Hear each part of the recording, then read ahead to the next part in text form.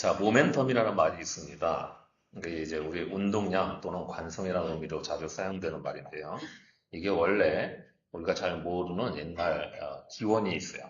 이게 원래 라틴 말에 움직인다 하는 낱말에서 이제 동사에서 온 말인데 이게 고대 세계에서는 이게 단순한 운동성이나 또는 관성을 말하는 게 아니고 본디 무슨 상황에 전문적으로 쓰는 말이었냐면 아주 작은 미세한 움직임.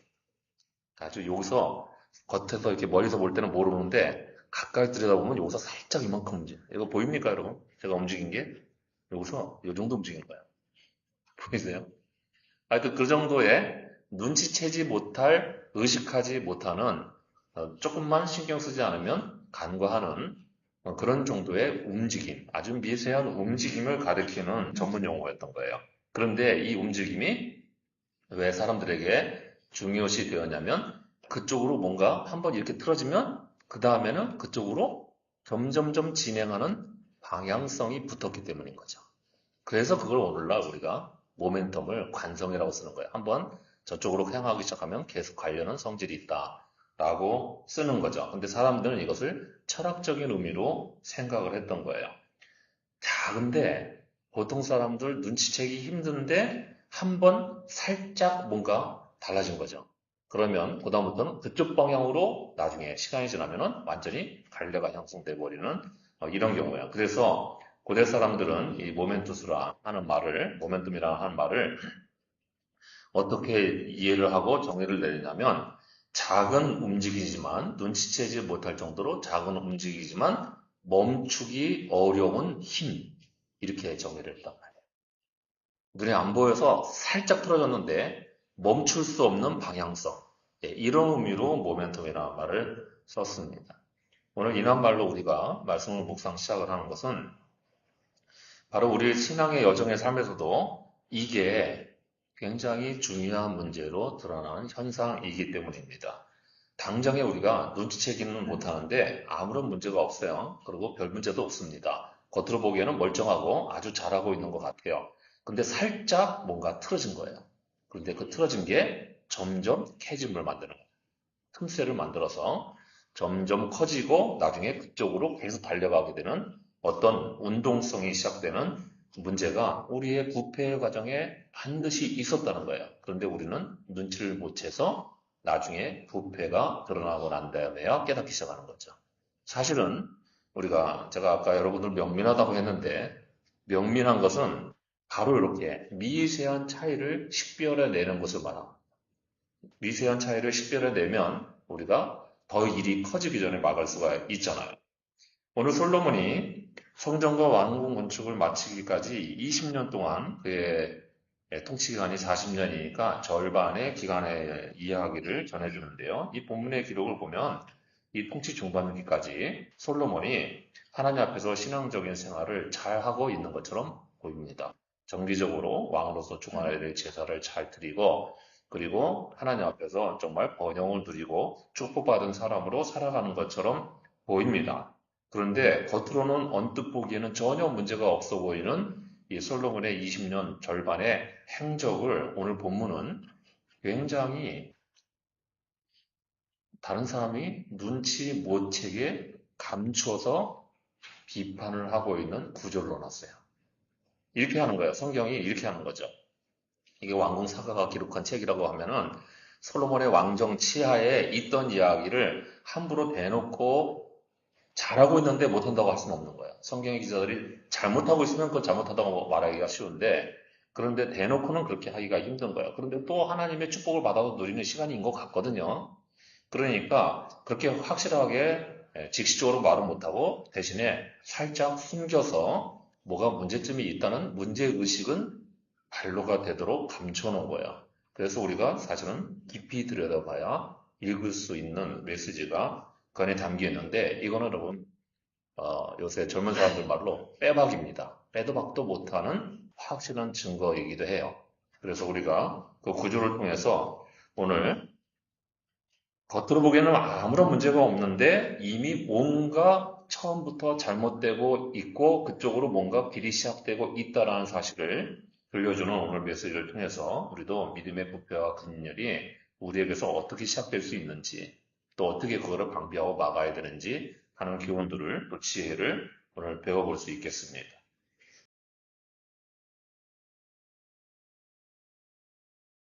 10절을 보시면 솔로몬은 자기 치세 40년의 절반 동안, 20년 동안 성전과 왕궁 건축 사업을 벌였습니다. 성전 7년 짓고 왕궁 13년 지었어요. 그러니까 20년을 대대적인 건축 사업을 벌입니다. 이런 건축 사업에 성전부터 시작해서 왕궁에까지 이 두로의 히람이라는 왕의 도움을 많이 받았기 때문에 솔로몬은 그에 대한 거래상 대가를 치를 수밖에 없게 됩니다. 그래서 11절을 보면 솔로몬은 자기 건축 사업을 도와준 히람에게 그 대가로 그 두로의 바로 밑에 있었던 지역이죠. 두로의 접경 지역에 있는 가장 이스라엘에서 갈릴리 북서부 지방 쪽을 넘겨줍니다. 성읍을 넘겨줘요. 문제는 히람이 다스리는 두로는 이 좁은 해안지대와 레바논 산맥이 있는 산악지대라서 목재와 같은 백현목 같은 거는 굉장히 좋은 수출 항목으로 있었는데요. 근데 문제는 상대적으로 평야와 곡창지대가 적으니까 양식이 맨날 문제예요. 그래서 양식이 좀 잘 나는 평야지대, 곡창지대를 받기를 원했는데 아쉽게도 이 갈릴리 지역은 이 레바논 산맥보다는 낮은 지역이지만 이 갈릴리 지역 중에서도 북서부 지역, 두로와 가까운 지역을 이렇게 솔로몬이 띄워준 그 지역은 그래도 두로의 연장성산에 있던 산악지대란 말이에요. 그러니까 거기도 곡식이 안 나기는 비슷한 거예요. 그래서 영토를 일부 떼어서 주긴 했는데 히람의 입장에서 보면은 거기가 곡식이 많이 안 나게 되니까 마음에 차지를 않았다는 거예요. 문제는 이곳이 아셀과 압달리 지파가 약속의 땅에 들어갈 때에 유업으로 받은 지역이라는 겁니다. 하나님이 주신 땅이에요. 그죠? 이스라엘에서 토지는 사람이 소유할 수가 없는 거죠. 지금도 그래요. 예, 이스라엘에서 그 땅은 사람들이 이렇게 개인적으로 임의로 못 팝니다. 지금도. 그 나라 땅이에요. 나라 땅이고 임대해서 쓰는 거예요. 그래서 임대 차원에서 집을 빌려주고 뭐 이런 건 되는데 그 땅을 소유권을 이전하거나 하는 일을 하지는 못합니다. 왜냐하면 이게 처음부터 하나님이 주신 거잖아요. 약속의 땅에 하나님이 주신 거기 때문에 자기네가 들어서 살 게 아니고 정복 전쟁을 벌여서 하나님의 그 도우심으로 얻은 땅이란 말이에요. 그러니까 하나님 거예요. 땅은 하나님 거고 생명도 하나님 거예요. 그런데 이 하나님이 주신 유업을 솔로몬이 그냥 거래 대가로 팔아 넘겼다는 거예요. 왜냐면 이게 굉장히 비판적으로 잘못된 게 왜 그러냐면 이 일의 결과가 여러분이 뭐 본문 읽을 때 솔로몬이 이제 주된 관점이 솔로몬이 이렇게 번성하고 화려하고 그다음에 대단한 경제력을 일구고 국력을 키우는 지혜로운 왕이었다가 지금 겉으로 보는 표면적으로 흘러가는 열왕기서의 메시지잖아요. 열왕기의 기록이 솔로몬이 이렇게 대단한 왕이다, 위대한 왕이다 하는 것을 표면적으로는 계속 이야기하고 있잖아요. 근데 중간중간에 이면에서 다른 얘기하는 거죠. 거기 번성이 있을 때 조심해야 된다, 이런 게 조심해야 된다 얘기하고 있는데 이렇게 지금 솔로몬이 20년 동안 건축 사업을 성공적으로 잘 벌여서 국력을 확장시켜 놨다고 그러는데 굳이 이런 이야기를 또 여기다 들려주는 거예요. 히람이 와서 보니까 그게 마음에 차지 않아서 그 땅을 12절에 보니까 가불 땅이라고 했습니다. 내 형제여, 나한테 준 땅이 결국 이런 거에 불과하뇨? 이런 식으로 불만스러워서 그랬다는 거예요. 가불이란 말이 히브리 말로 쓸데없다는 뜻이죠. 별 쓸모없는 땅이다 그래요. 그죠? 자, 여기서 우리가 어떤 교훈을 성경이 우리에게 들려주는 그 이면 속에 깊이 감추어져 있는 촌철살인의 어떤 메시지를 들을 수가 있겠습니까?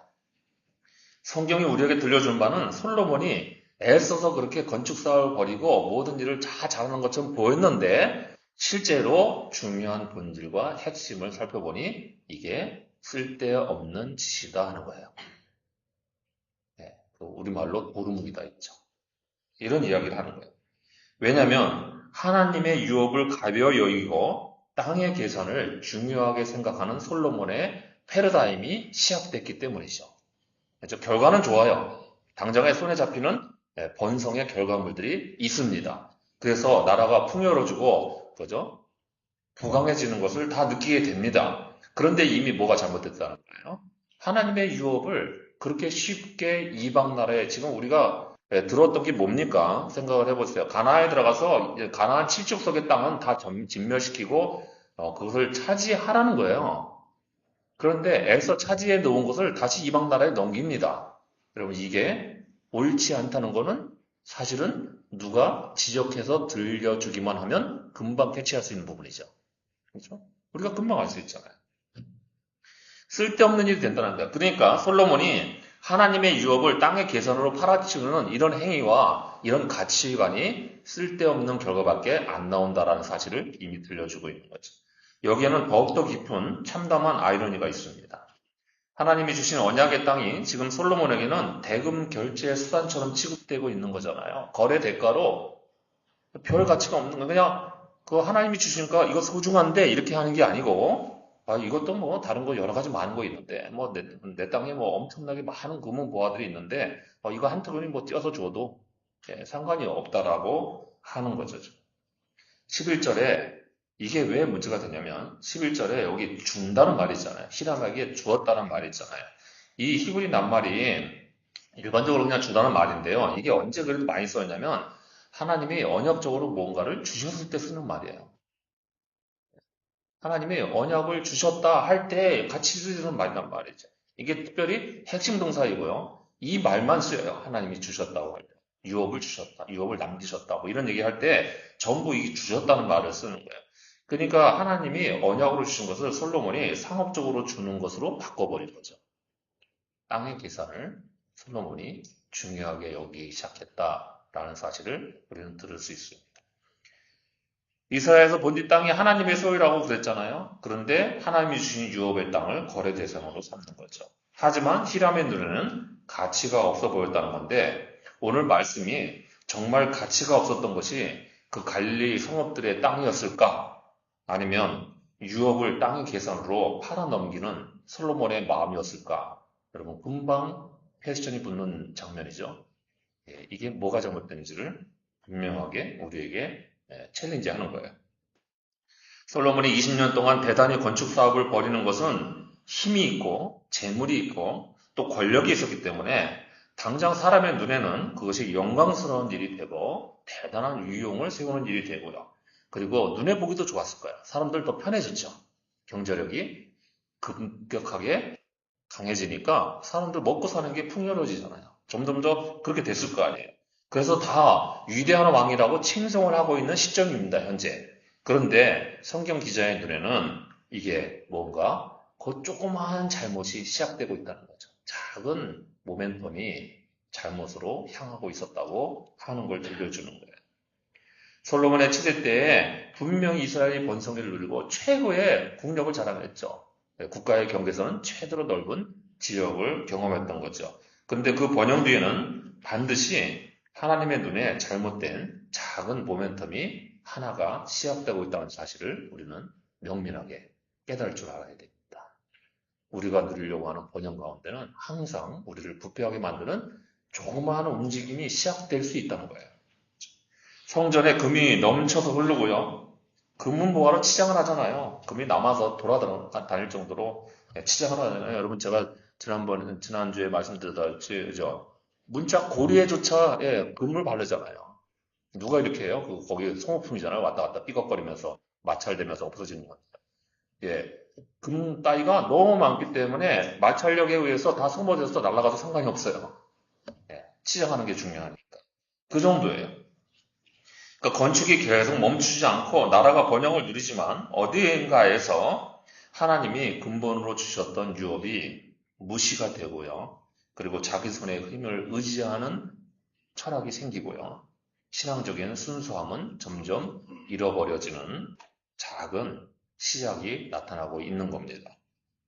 이것은 오늘날 우리 시대에도 그대로 일어나는 틀림없는 현상입니다. 교회가 대형 성전 건축을 하고 그 영광을 누리고 사람들의 숫자를 불리고 있는 동안 하나님의 유업보다는 땅의 계산이 작동되는 거예요. 그리고 그렇게 눈에 보이는 물질들을 통한 영광 속에 대형 건축하려고 그러면 헌금 많이 해야죠. 그러죠? 그러니까 헌금 많이 시키려면 어떻게 해야 돼요? 축복을 많이 해야 되잖아요. 그러니까 우리가 성전 건축을 못하는 이유는 제가 기도가 약해서 여러분이 재물의 축복을 많이 못 받아서 그래요. 그렇게 된 거죠, 지금. 이치는. 이런 거란 말이야. 그러니까 이게 모두가 다 수요와 공급이 맞아 떨어져서 일어난 일이지 어느 한쪽의 파워만 가지고 일어날 수 있는 일이 아닐 거잖아요. 그렇죠? 교우들은 하나님이 주신 축복을 누리고 싶고 그리고 목회자들은 교회 지도자들은 그걸 얻어서 그렇죠? 교회 건축을 하고 싶겠죠. 그래서 더 큰 교회가 되고 그다음에 이제 큰 교회가 됐으니까 뭐 해야 돼요? 교회에서 돈이 차고 넘치잖아요. 그러니까 비자금을 만들든지 아니면 비축된 자금을 가지고 이제 선거하러 나가야죠. 예. 여러분 이게 다 같이 맞물려 있는 거지 어느 하나만 얻을 수 있는 게 아니라는 것입니다. 얼마나 이게 잘못된 길로 가기가 쉬운 거예요. 하나님의 참다운 왕권을 실현하는 자라면 솔로몬이 정말 참된 왕이라고 한다면 자기의 치세 절반 시점에서도 그는 결코 약속의 땅을 팔아서 금을 사지는 않았을 겁니다. 금 살려고 하잖아요. 금을 얻으려고 땅을 팔아 넘기는 거 아니에요. 여러분, 예수님이 광야에서 받으신 시험이 무엇이었습니까? 진짜 참된 왕으로 오신 참된 메시아와 왕으로 오신 예수님이 받은 시험은 뭐예요? 세상의 모든 영광을 대가로 받으라는 거예요. 영광의 자리에 가라는 거죠. 사탄이 이렇게 시험하지 않습니다. 야, 십자가의 길 그거 어렵고 힘든데 치워버리고 메시아는 원래 왕인 줄 알고 사람들이 다 왕인 줄 알고 있으니까 그 자리에 한 발짝만 올려라. 이렇게 말한 게 아닙니다. 메시아라는 자리를 왕의 자리로 인식만 하면 십자가는 날아갈 거니까 십자가는 말하지 않아요. 사탄이. 그죠? 그 자리에 한번 올라가 버려. 그렇게 유혹을 하는 겁니다. 하지만 우리 주님은 그런 모든 세상의 영광의 시험 대신에 십자가를 선택하신 분입니다. 오늘 우리도 세상의 영광을 누리려고 한다면 정말 중요한 하나님의 유혹을 놓치기 시작할 수 있다는 점을 잊지 말아야 됩니다. 세상의 부요를 탐하고 그것을 즐기기를 원하는 마음이 생기는 그 시점에 이미 모멘텀이 시작된 거예요. 그때 하나님의 유업이 중요시하지 않게 되는 하나님의 유업에 대한 가치 전화가 요만큼씩 정말 눈에 안 보이는 조금이 시작된다는 거예요. 땅의 것들을 중시해서 하늘의 유업을 등한히 하는 작은 시작, 이 어리석음의 길에 빠지지 않도록 사뭇 미리 명민하게 잘 경계할 수 있는 모두가 되시기를 바랍니다. 이제 솔로몬에게서 눈에 보이지 않게 시작되는 또 하나의 잘못된 방향성이 무엇인가도 살펴보죠.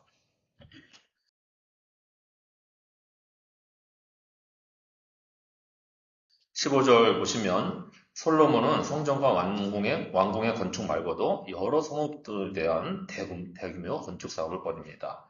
그 중에 15절에 게살이라는 곳은 에브람 지파의 경계의 남서쪽에 있었던 곳인데요. 이것을 애굽의 바로가 정복을 해서 자기 딸에게 준 것을 이제 솔로몬과의 정략 결혼 때 예물로 돌려보냅니다.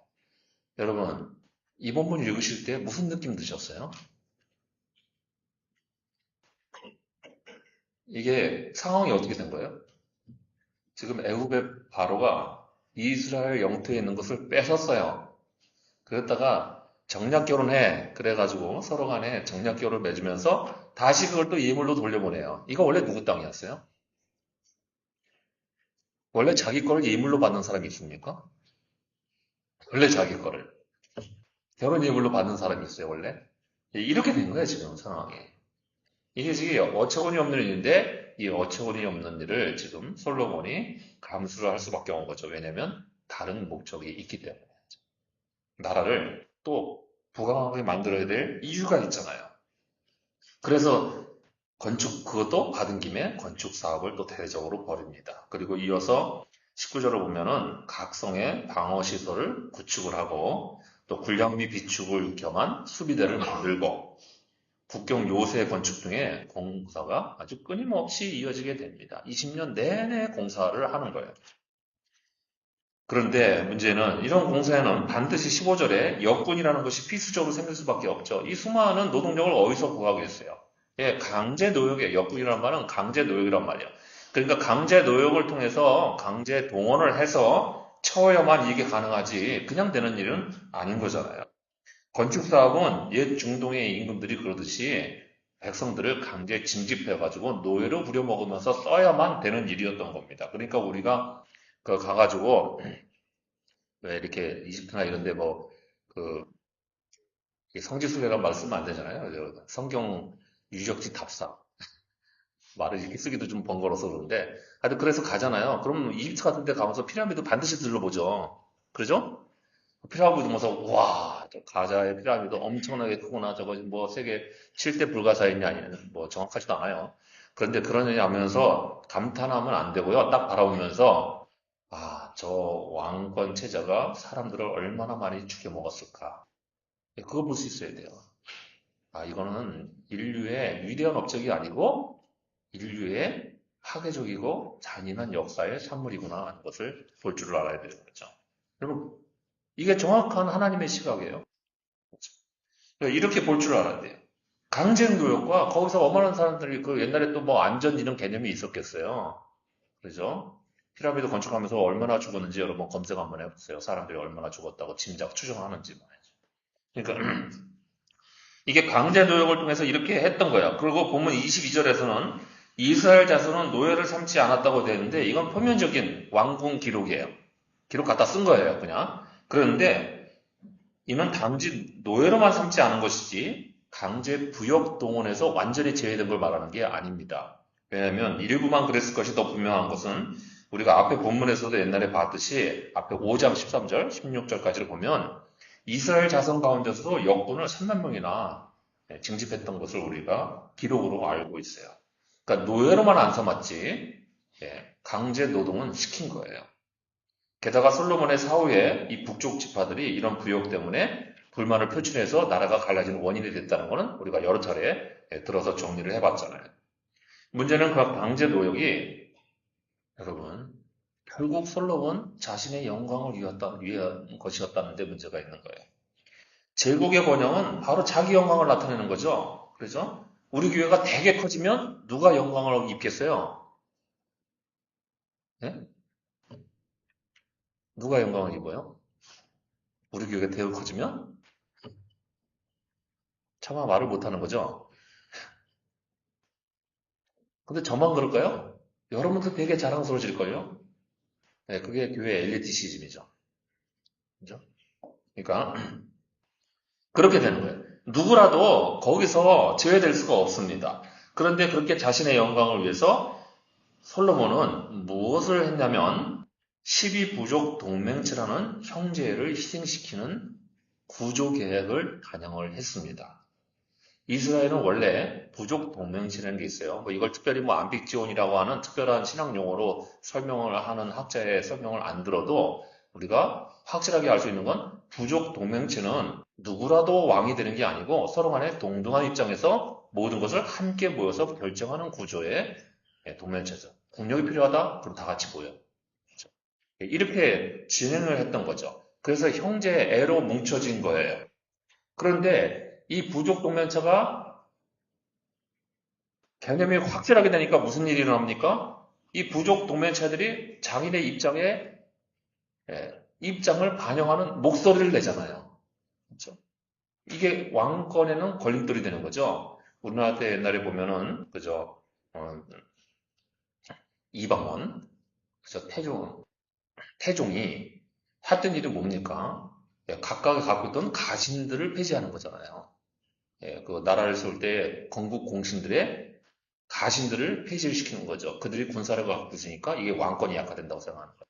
그래서 그들을 치워버리잖아요. 비슷한 일을 솔로몬이 해서 무슨 일을 했냐면요. 자기만의 편의를 위해서 이 부족의 경계선을 다 허물고 지방의 행정체제를 자기가 새로 짠 식으로 만듭니다. 그러니까 아까 납달리 지파, 아셀 지파 이렇게 있는데 여기가 경계선이에요. 여기가 딱 이렇게 경계선인데 여기까지 가 지파, 여기가 뭐 납달리 지파 이렇게 있었는데 그런데 솔로몬이 이 경계선 없애고요. 이렇게 뭉쳐서 따로 만들어요.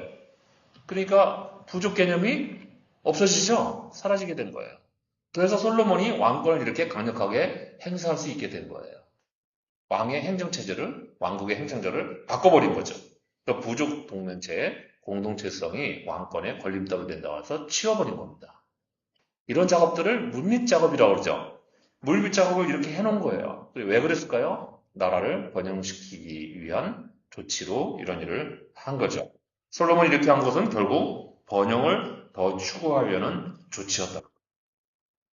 그리고 우리가 배울 수 있는 두 번째 교훈은 이게 눈에 안 보이는 정말 미세한 건데 배울 수 있는 건 뭐냐면 공동체 정신보다 번영신학에 더 마음을 빼앗기게 되면 거기서 작지만 거부할 수 없는 부패의 움직임이 시작된다는 점입니다. 교회와 그리스도인은 항상 공동체 정신을 제일 우선시 할 줄을 알아야 돼요. 우리 모두가 더 큰 교회에서, 큰 공간에서, 더 부유로운 곳에서 생활합시다라고 하는 것보다는 비록 부자라고 힘들고 그래도 서로 간의 관계를 중요시하고 그 안에서 본질을 찾읍시다. 이런 방향성이 중요한 거예요. 오늘 말씀 본문은 솔로몬의 번영에 무슨 문제점들이 있는지 이러한 구조로 강조해서 보여주고 있습니다. 여러분이 이것을 이해하시기 때문에 명민하다 그러는 거예요. 제가 이 내용을 가서 설명하잖아요. 그러면 다른 교회 가면 못 알아듣습니다. 아무리 잘 설명해도. 근데 여러분들은 이제 얼마나 똑똑한지 봅시다. 한번 보죠.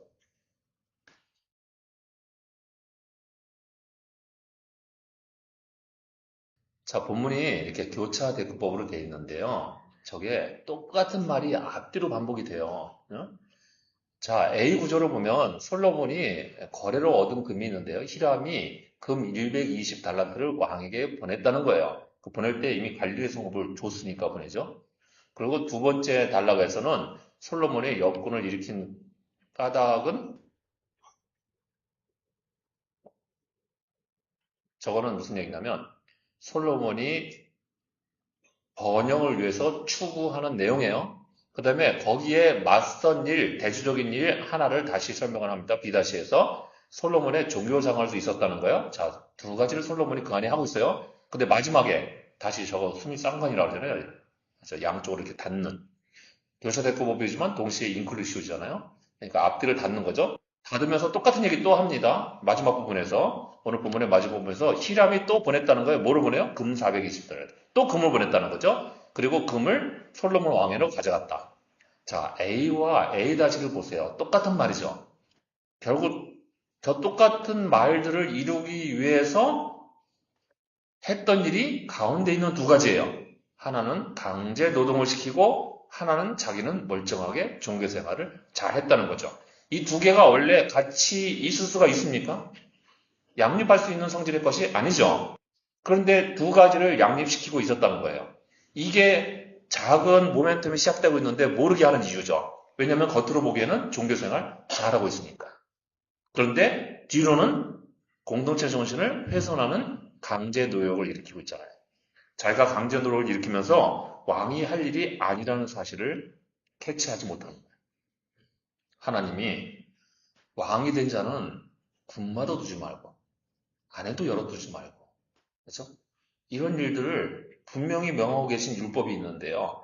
그거 다 무시하고 종교생활은 잘했다는 거예요. 그러니까 종교생활과 자기의 실제 행정 조치가 괴리가 발생하는 것을 솔로몬이 무시를 해야만 내적으로 무시를 해야만 번영신학이 이루어지는 거죠. 금이 오는 거예요. 그리고 금은 누구에게로 갔대요? 저 본문에서 두 번이나 반복되는 게 솔로몬에게 갔다는 거예요. 금이 솔로몬에게 오고 솔로몬에게 가져왔다는 거예요. 지금 둘 다 그 얘기하는 거죠. 저 구조를 보면 여러분 이게 이 본문이 말하는 바는 빼도 박도 못하는 저 메시지가 담기는 거죠. 백성들에게는 강제 노역의 희생을 당하게 하면서도 자신은 멀쩡하게 아무렇지 않게 제사를 드리러 나가는 종교 생활을 하는 모습이 이 교체 대구법이며 동시에 인클루시오의 한가운데 있는 B 항목입니다.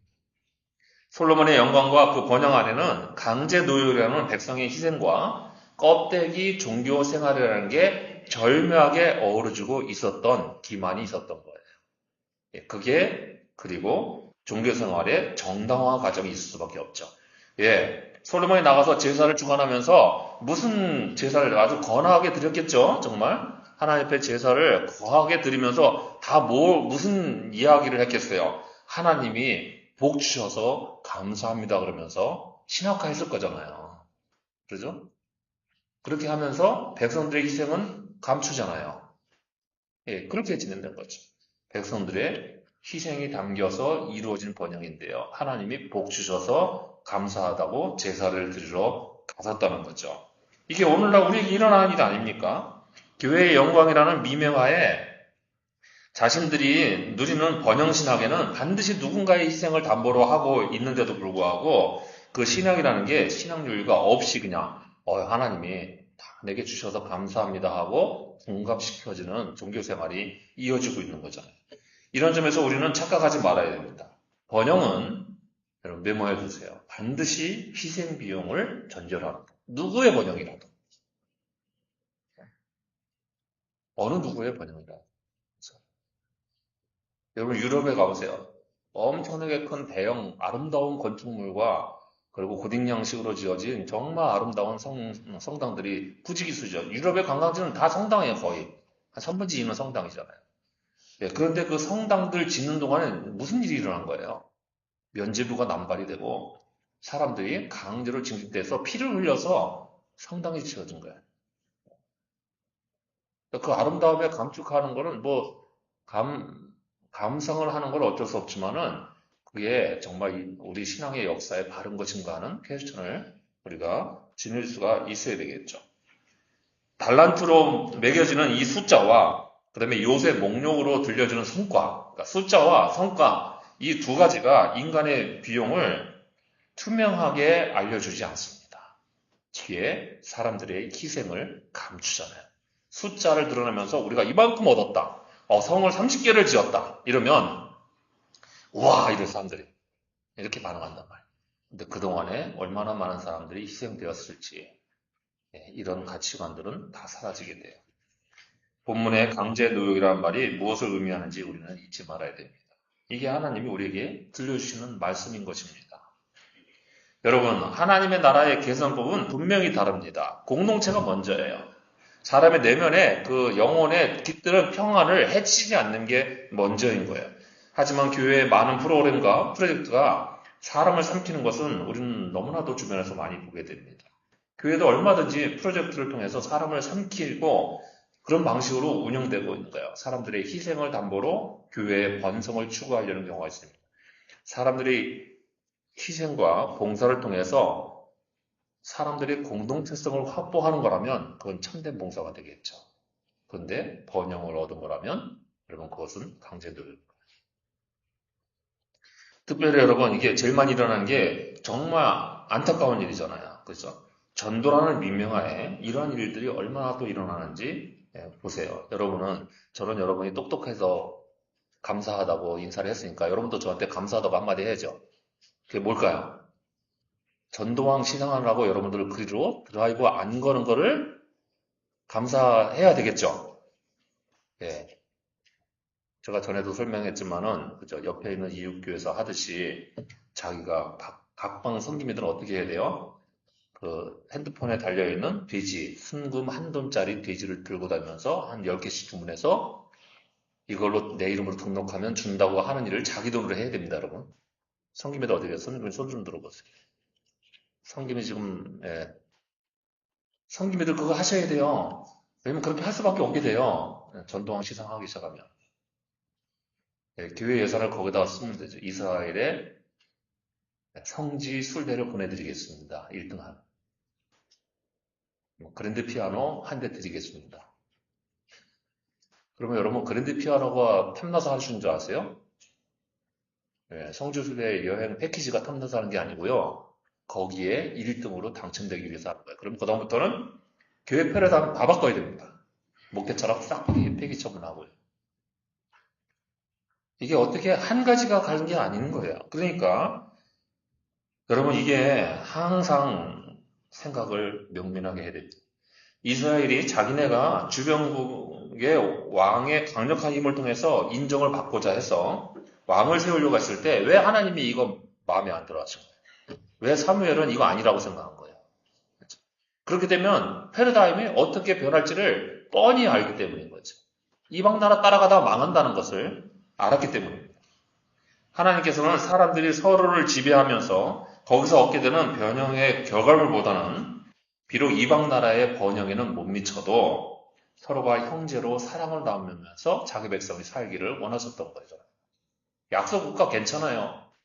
예, 형제만 살아있다면. 그렇게 했던 거예요. 하나님의 백성답게 사는 거지. 그리고 만약에 안보에 문제가 된다. 그러면 하나님께 기도해서 막으라는 거예요.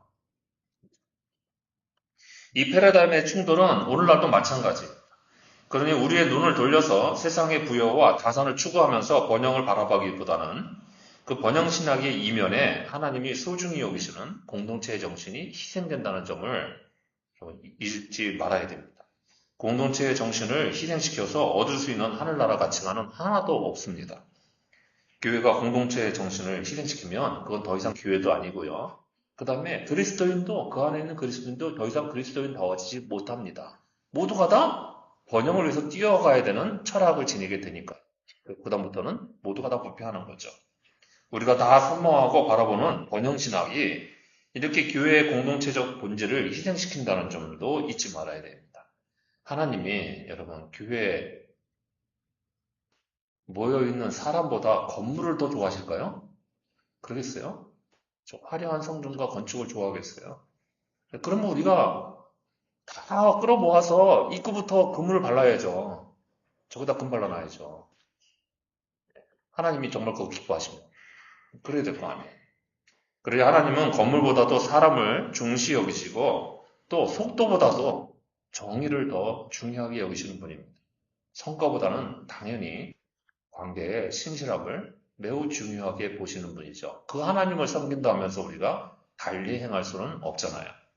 그러니 우리의 신앙 가치관이 반드시 형제를 중요시하고 세상의 번영에는 눈 따위 돌리지 않는 순수한 믿음을 지닌 모두가 되시기를 바랍니다. 이제 솔로몬에게서 멈추기 어려운 작은 또 하나의 잘못된 시작은 무엇이 있었는지도 보시죠.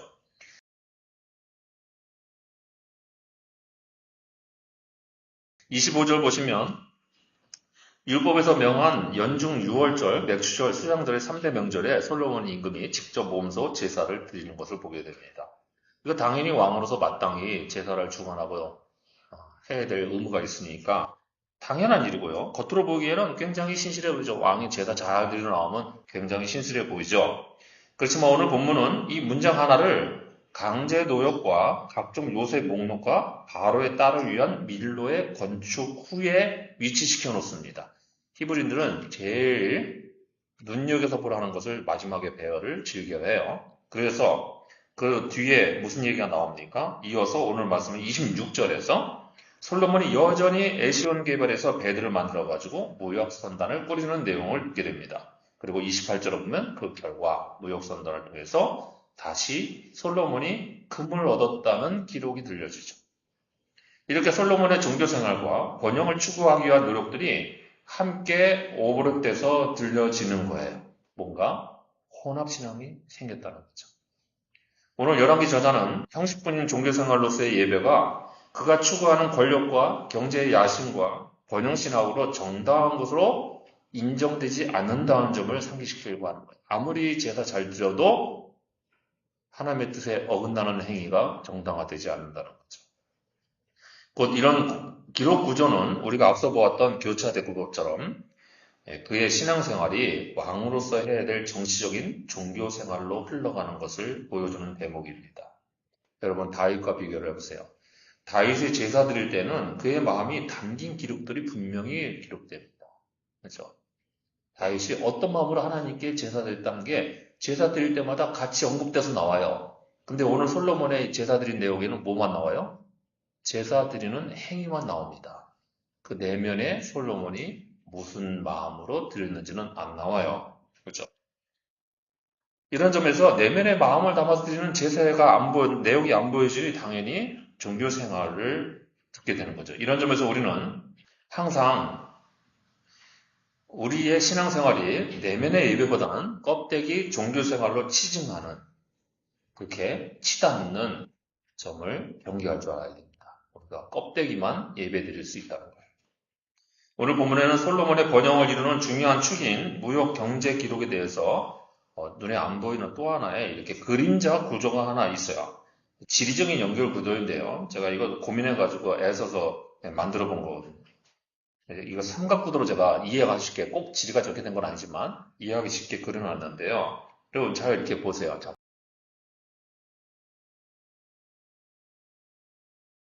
북쪽에 오늘 기록이 맨 처음에 북쪽에 갈릴리 지방을 그 토지를 거래물로 히람에게 줬다는 얘기가 나오죠.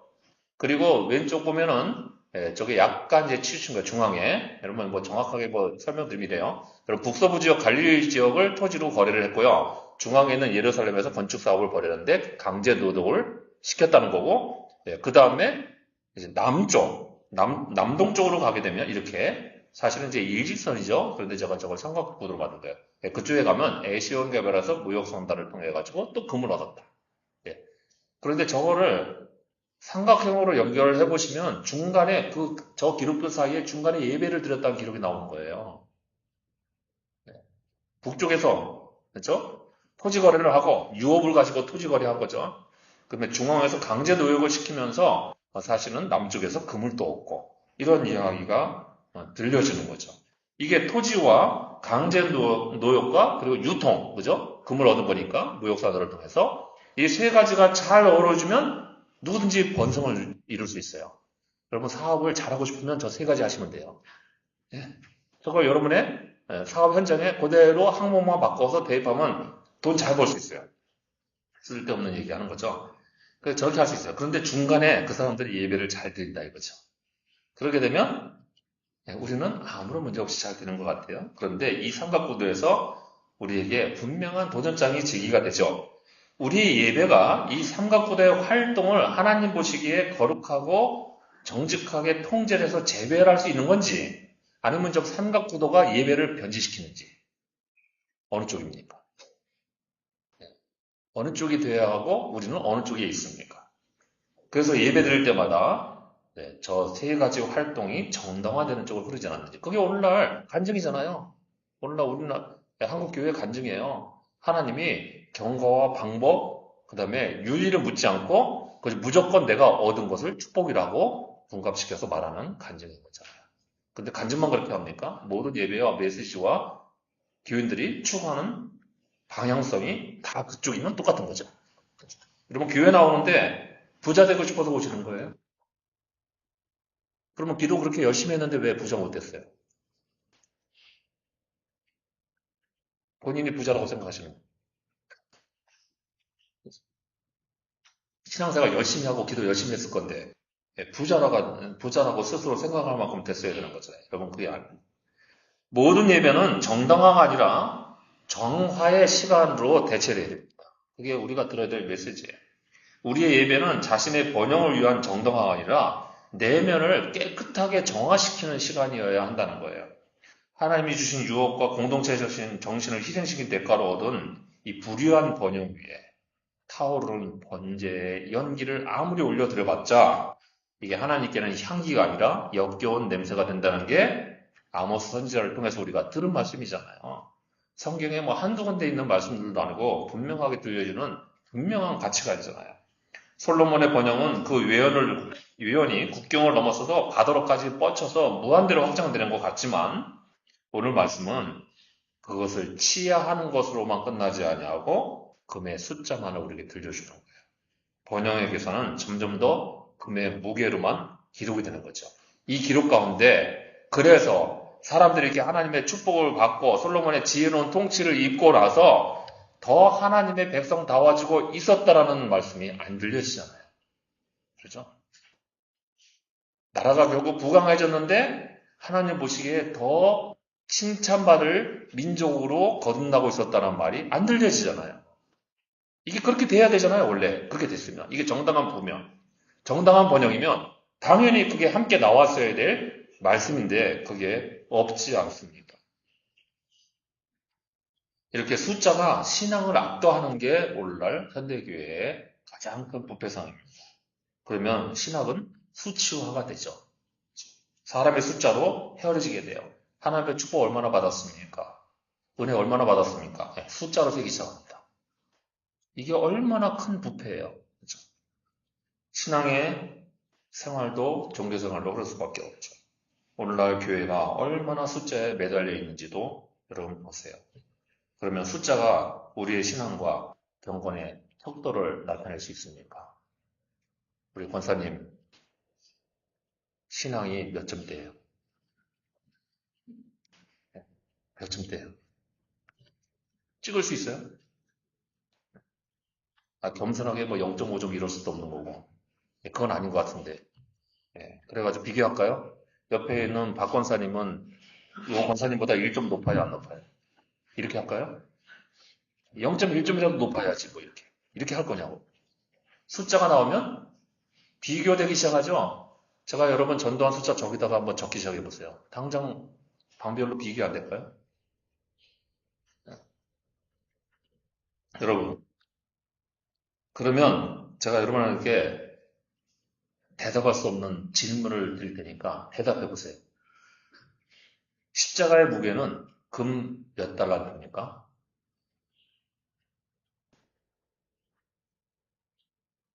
네, 대답할 수 있어요. 수많은 제물로 세워진 예배당에서 드려지는 예배가 있다고 해서 그 건축물이 정당화되지 않습니다. 그리고 그 안에서 엘리트 의식을 갖는 교인들의 신학도 정당화될 수가 없어요. 안 됩니다. 아무도 안 해주는 거예요.